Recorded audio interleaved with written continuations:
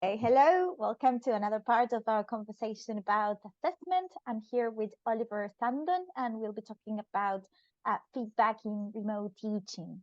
Oli, could you please briefly introduce yourself first?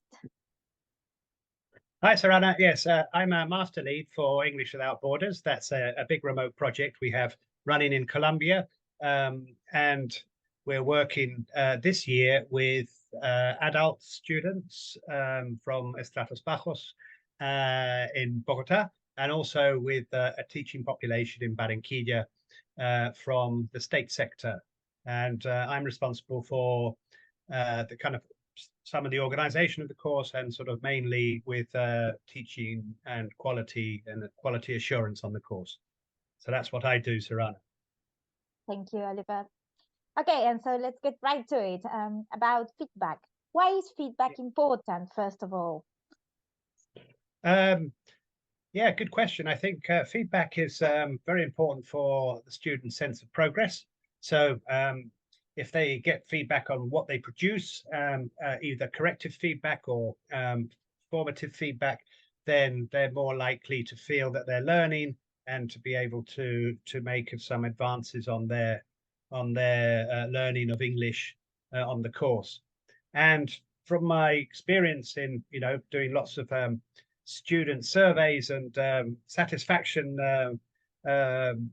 surveys with students in the past, it's something that they tend to value a lot as well. And theory and research suggests that feedback also is important in helping students to progress. So a very important part of our teaching. And if anything, I think perhaps feedback's been a little bit undervalued or perhaps underestimated in mainstream teaching courses. So yeah, very important. All right, great. And so, what constitutes effective feedback? Oh, that's $100 million question. And what one good piece of feedback to one student might be a different type of feedback to another. But I think we could probably put a few kind of generalizations in there that might we can take away with us. Is I think that it should be meaningful. So I think if feedback comes from language that students have actually produced themselves and they recognize that, then that becomes more meaningful. I think also feedback that relates to their here and now, so it might be useful for them to learn a certain way of expressing things or using the language in their particular context or for their particular goals, and then feedback becomes much more meaningful and useful for them as well. And I think also feedback that takes different modes of delivery. So they could hear feedback, they can see feedback, they can see written feedback, and also be involved in the feedback process. So I think if you're getting students to work things out or eliciting things from them when it comes to feedback stages, then I think that it would likely to be more effective than not. I think also having regular feedback. So we tend to, on teacher training courses, say, well, we do the lesson, and at the end we have a feedback stage, kind of like a plenary stage, if you like, where sort of correction and perhaps formative feedback happens. But I think if we can have little episodes of feedback going all the way through the class, then it becomes more regular. It becomes something the students are more used to, and in that respect, it becomes more effective. So quite often as well, meaningful and relatable to the students. Right, thanks. And so you've got lots of experience in remote teaching. What are the added challenges regarding feedback in these sorts of online contexts? Well, yes, I think giving feedback, effective feedback, is perhaps more of a challenge in general in online classes. However, we do have some useful tools to help us.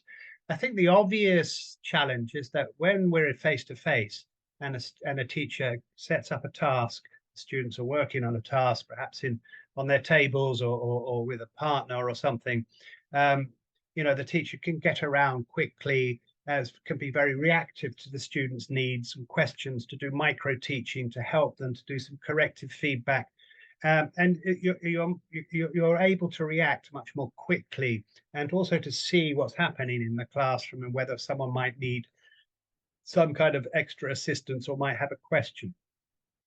In breakout rooms, obviously, it's different because it's just seems slightly more claustrophobic when you're in a breakout room than in an actual physical bricks and mortar environment. And secondly, you don't know what the other students are doing in other breakout rooms necessarily. So it's a bit more of a sort of fishbowl kind of environment. So I think and there's the danger, particularly where when you first start teaching online, is that you might just start spending too much time, little logistics. You spend too much time in one particular breakout room and not actually be giving an equal amount of attention to students in other breakout rooms. So little things, but I think they matter because the students don't actually see the teacher around when they're working on their own, whereas they do in a face-to-face classroom. So yeah, I think that's perhaps the obvious difference. And so what tips would you give to teachers who work in remote scenarios in connection with this? What can they do about it? Well, I think first of all, to try and be as systematic as you can. I think in face-to-face classrooms, we just go around and monitor, and we kind of intuitively know when to move on and go to see another group of students and to help them, etc. But in breakout rooms, trying to be more systematic about how you spread your time, using a PC timer, looking at the clock. Oh, I've been here 3 minutes already. We've only got 9 minutes allocated for this task, etc. I better go and see the other breakout rooms. There's also, experimentation and debate is to think about, do you put your camera on in the breakout room when you're there monitoring and helping? So perhaps you want to make, to think about, do you have your camera on? Do you have it off? Do you have it off while they're doing something so they don't feel that you want to join in? Then switch it on when you want to do some feedback in the breakout rooms. That's worth thinking about.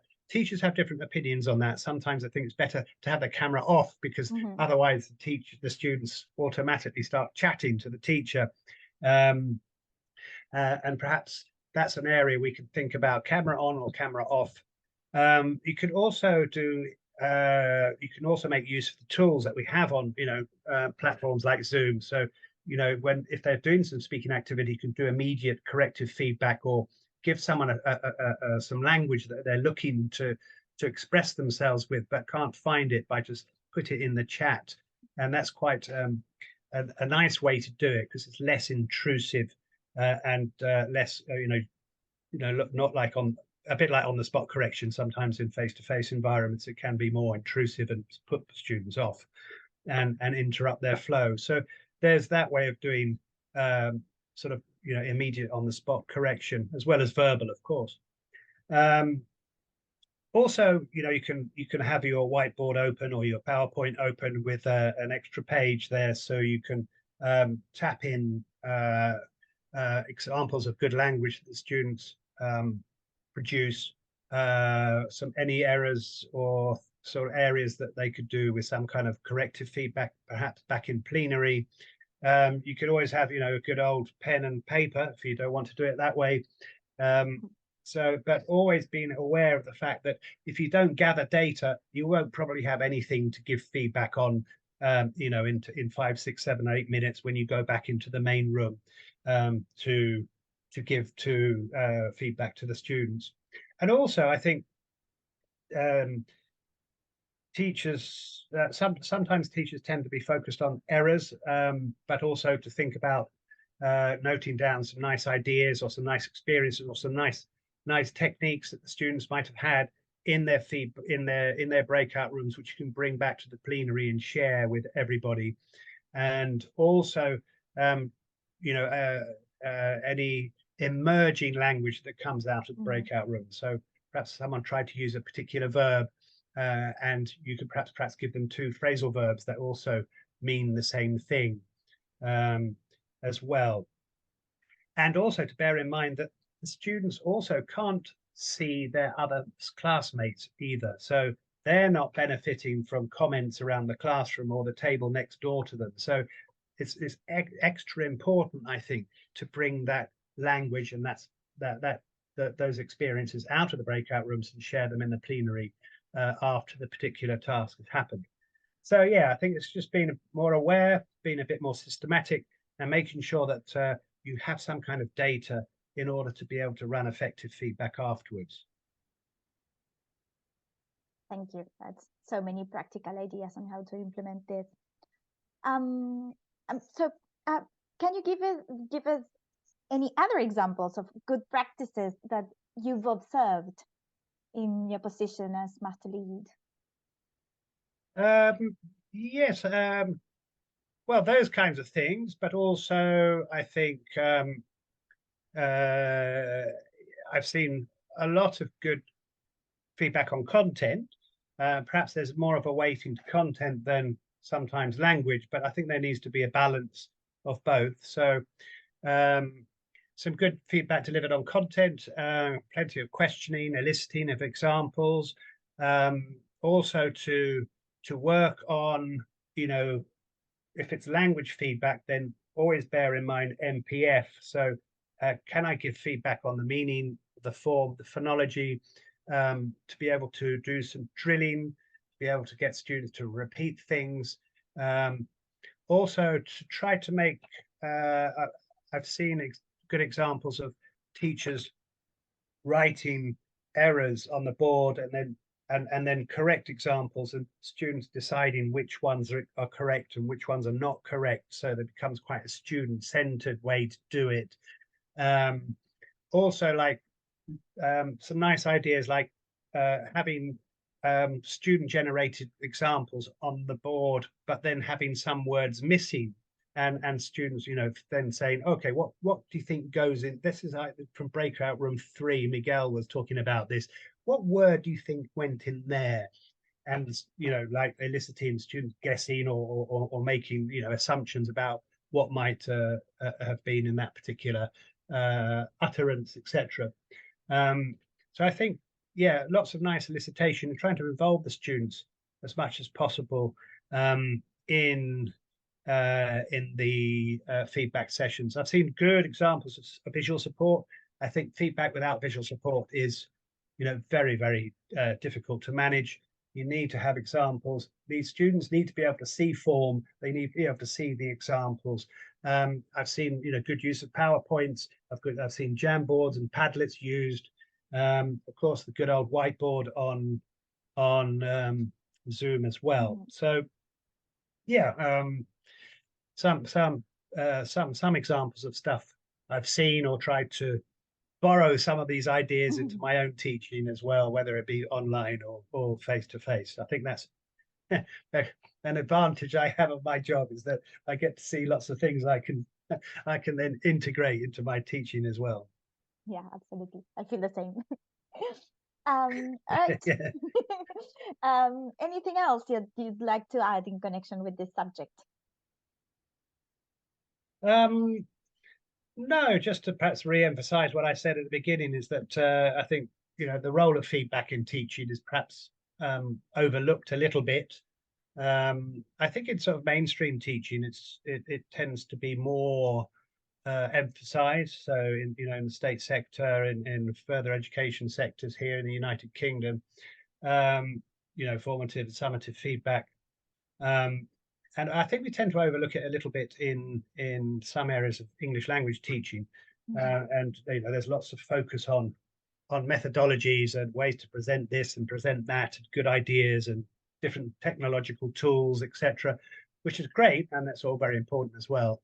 But I think that good effective feedback is not rocket science, and it needs perhaps a little bit more attention from us as trainers and from teachers as well on different ways to manage it, and actually making sure that our planning, whether it be schemes of work or whether it be individual lesson plans, etc., takes into account the importance of making sure there is feedback integrated into our planning and to our delivery of classes. So yeah, I think it's a very interesting area, and I've always, been, as a learner myself, I've always enjoyed getting feedback from trainers or lecturers or teachers, because if you produce something, it's only right that you should get some kind of reaction to it. You made all that effort to write something or to say something and to put your soul on the line, as it were, linguistically anyway. And it's good that you get reaction and some kind of advice on how to progress from that effort that you put into it. So yeah, go feedbacking, everyone. Right. Well, thank you so much, Oliver. Okay. Thank you, Sarana. Thank you very much for inviting me.